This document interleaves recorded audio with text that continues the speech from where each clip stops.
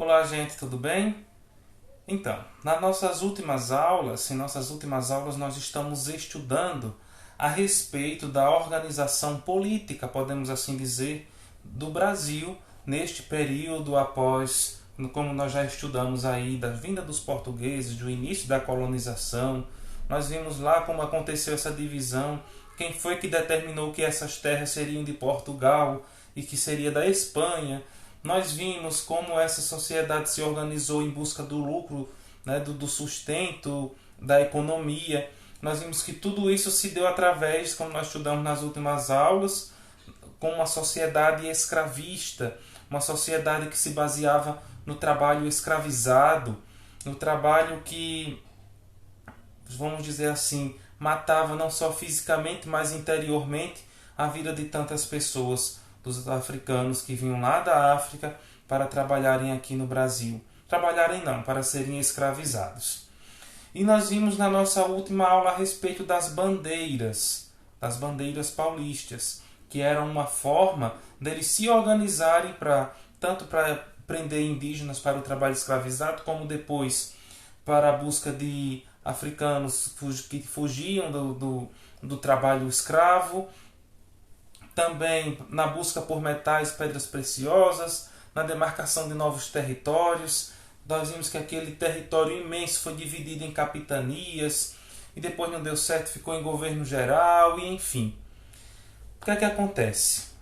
O fato é que o Brasil foi se encaminhando politicamente dessa forma diante do governo de Portugal. E aí, no século XVII, começaram a acontecer algumas revoltas, algumas rebeliões. Um dos objetivos principais eram contra algumas atitudes que o governo tomava, o governo português, que não agradavam a todos naquele tempo. Então, eles se revoltavam, protestavam, e muito disso aconteceu nesse período. Então, tudo isso, com o passar do tempo, principalmente no século XVII, a economia e as finanças de Portugal começaram a ser atingidas, começaram a cair devido à concorrência do preço do açúcar no mercado internacional. O açúcar que os holandeses produziram, lembra que nós estudamos sobre os holandeses?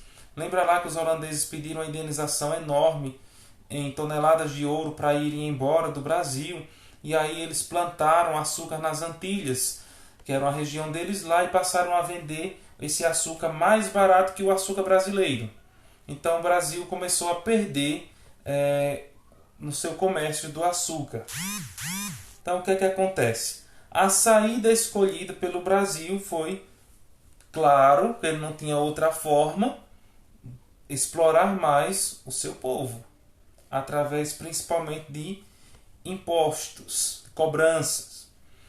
E isso os colonos, ou seja, aquelas pessoas que eram comerciantes, que de certa forma movimentavam a economia e organizavam aquela sociedade naquele tempo, que fazia a sociedade se movimentar enquanto economia, enquanto comércio, politicamente falando, começaram a se revoltar e surgiram algumas revoltas violentas. E nós vamos destacar duas, dentre tantas outras que aconteceram: a Revolta Beckman e a Guerra dos Mascates. Hoje nós vamos ver a Revolta de Beckman, certo? Que aconteceu no final do século XVII. O Maranhão estava com uma falta de recursos e a distância entre os principais portos, ou seja, um dos navios vindo de Portugal para vender, para pegar as mercadorias, onde acontecia o comércio, ficava muito longe, do Maranhão, isso dificultava a venda, gerava mais custos, para vender.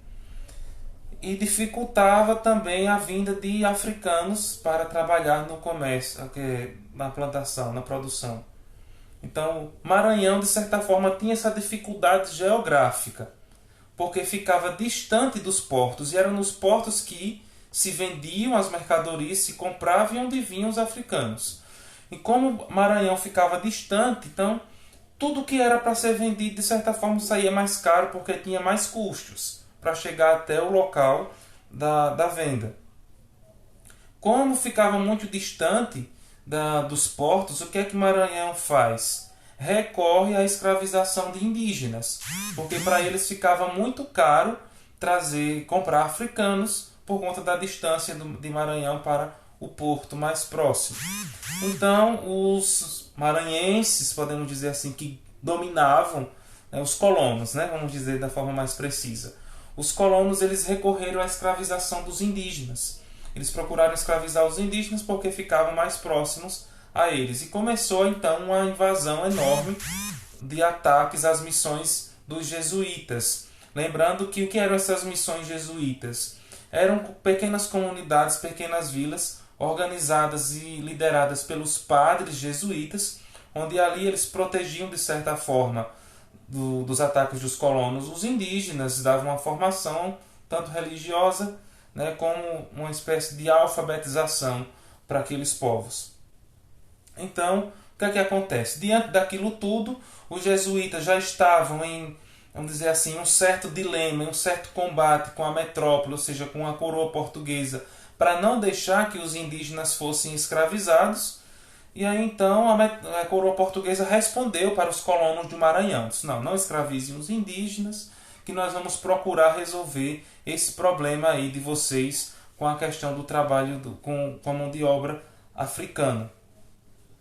Aí a coroa portuguesa vai criar um órgão responsável para resolver esses problemas do Maranhão, que foi a Companhia do Comércio do Estado do Maranhão, em 1682. O objetivo era cumprir o que tinha sido prometido, né? Trazer negros africanos para serem escravizados no Maranhão. Só o que é que acontece? A coroa portuguesa não cumpriu esse objetivo. E aí o que é que acontece? Como a companhia não cumpriu o acordo, e disse que estava precisando de resolver algumas coisas e que estava com muitas dificuldades econômicas, vai e aumenta os impostos lá no Maranhão. Principalmente sobre os produtos que eram mais comercializados lá, que eram o bacalhau, o vinho e o trigo. Pronto. Aí foi o começo da guerra, né? Guerra entre aspas, né? Do conflito, da briga lá. Foi o que aconteceu. Em 1684, os comerciantes, os proprietários, que foram aí organizados e liderados por Manuel e Tomás Beckmann, era o sobrenome deles, começaram a se organizar e verem uma forma de saírem daquela situação que estava deixando o Maranhão falido, né? Estavam deixando eles falidos lá. Então eles se organizaram e o que foi que aconteceu? Foram até um armazém, que era um armazém da coroa portuguesa, ou seja, dessa companhia do comércio, e ocuparam lá aquele armazém. Tinha lá o governador do Maranhão, eles tiraram o governador do poder, né? Fizeram com que o governador perdesse o poder, disseram que ali ele não mandava mais, quem mandavam era eles, e expulsaram os jesuítas. Os jesuítas, lembra daí, qual foi o foco? Qual foi o foco aí dessa revolta, da revolta de Beckmann, da revolta Beckmann? Eles ocuparam o armazém da Companhia do Comércio, que era da coroa portuguesa, certo? Lembra que a coroa portuguesa tinha aumentado os preços, os impostos do bacalhau, do vinho e do trigo. E nesses armazéns o que era que tinha? Principalmente bacalhau, o vinho e o trigo. Então eles ocuparam lá. Então, como se estivesse dando o recado, né? Vocês querem aumentar os impostos, vocês querem cobrar mais do que nós podemos pagar, então nós vamos se apossar disso aqui, porque isso aqui só é produzido por conta do nosso investimento, do nosso trabalho. Então, o que é que acontece? Eles vão também depor o governador do poder, né? Tirar o governador do poder, porque esses impostos também passavam pela sanção do governador, ou seja, pela assinatura do governador. E eles dizem, então quem governa aqui somos nós, não é você. Quem faz esse lugar crescer, se desenvolver, não é você, somos nós com a nossa economia, nosso comércio, nossa produção. Então eles tiraram o governador do poder. E eles precisavam de mão de obra. Lembra que os jesuítas estavam numa briga aí, tinham conseguido de certa forma de Portugal que os indígenas não fossem usados como escravizados. Por isso que eles formaram lá essas missões, como eu falei agora há pouco, que era essas comunidades onde os jesuítas, de certa forma, entre aspas, protegiam os indígenas e dava ali uma formação, tanto religiosa como de alfabetização para aquele povo. E isso fazia com que os indígenas, de certa forma, era um dos motivos que os jesuítas colocavam para os indígenas não serem escravizados. E aí o que é que acontece? Eles colocaram os jesuítas para fora. Não, sim. O empecilho para nós fazermos com que os indígenas sejam nossos escravos são os jesuítas, então vamos colocar os jesuítas para fora. Se o que está atrapalhando o nosso desenvolvimento, a nossa economia, é o governo, então vamos colocar o governo para fora. E tiraram o governador. E tomaram o que era, de certa forma, deles. E aí o que é que acontece? Diante disso tudo, né, diante dessa revolta toda, a metrópole, né, a coroa portuguesa reagiu. E como o Maranhão não estava tendo o apoio das outras capitanias, a revolta Beckmann fracassou, perdeu. Né? Então foi isso que aconteceu na revolta de Beckmann.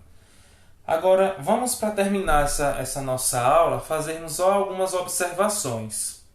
Veja só, quem foi que liderou essa revolta? Os Beckmanns, né, e os comerciantes, os proprietários, os comerciantes. Vamos sintetizar em comerciantes, certo? Quem foi que liderou essa revolta? Os comerciantes. Os comerciantes estavam preocupados com o quê? O seu lucro. O que eles estavam falando, o faturamento deles. Os comerciantes nem estavam preocupados com os indígenas, certo? Porque os indígenas iam trabalhar como escravos, né, escravizados, não iam receber nada por isso. Nem estava preocupado com os africanos, de certa forma. De certa forma que eu digo, porque eles, né, não pouparam ali, queriam que a qualquer custo os africanos viessem para o trabalho. Então, os africanos vinham trabalhar também como escravizados. Eram seres humanos, tal como os indígenas, tal como eles, mas eles não estavam preocupados com isso, estavam preocupados somente com o lucro deles. Tiraram o governador, expulsaram os padres jesuítas para que o lucro deles se sobressaísse. Observem, eles não estavam preocupados com os indígenas, eles não estavam preocupados com os africanos, não estavam nem aí para o trabalho que os jesuítas estavam fazendo, porque não era do agrado deles, eles não queriam que o povo soubesse nem ler, nem escrever, queriam que o povo soubesse obedecer a eles, fazer o que eles mandassem e acabou. E não estavam preocupados com os trabalhadores. Então era uma revolta que estava pensando, vamos dizer assim, eles estavam olhando para o seu próprio bolso, para o seu próprio umbigo, como se fala no ditado popular. Então uma luta enorme. Será que hoje, no nosso país, no nosso Brasil, ainda acontecem manifestações, protestos enormes? Será que o objetivo desses protestos, o objetivo principal está na melhoria de vida do povo? Ou por trás disso tudo tem alguém que não quer ver que o seu faturamento caia? Será que todas as manifestações que acontecem são legitimamente da vontade do povo? Ou tem alguém por trás que está usando o povo como um fantoche, né, como uma marionete, para o povo protestar e depois dizer, foi o povo que quis, e na verdade não era. E eles saem ganhando e o povo, tchau. Né? Então fica aí essa reflexão. Nem toda revolta, nem todo protesto parte do povo. Mas também nem toda revolução parte do povo. Mas parte de um pequeno grupo que manobra um grupo maior, na grande maioria das vezes. Não estou dizendo que são todas as vezes, mas em sua maioria. Tudo bem? Bons estudos e até a nossa próxima aula.